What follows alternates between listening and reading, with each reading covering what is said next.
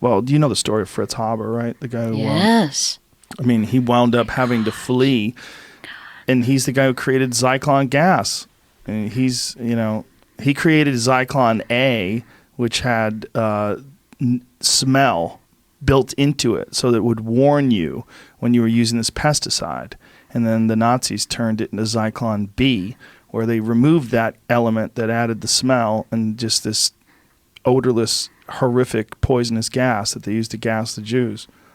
And he was a Jew. I mean, then when you think about it, he was no longer useful to them because when they figured out he really was a Jew. Yeah. Well, once him World War II came around, see, he was a part of World War I when they first started using gas. And there's a great Radiolab podcast about it. I think it's called The Bad Show. But anyway, what essentially it says is that he was up for the Nobel Prize at the same time he was wanted for crimes against humanity.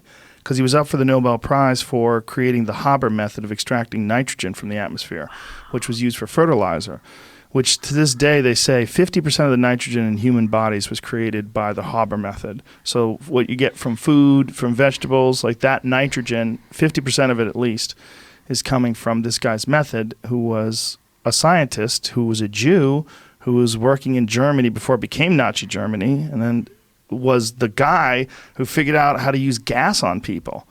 It's a twisted, dark tale. Story. I mean, he died looking for medical treatment because he had to flee Germany.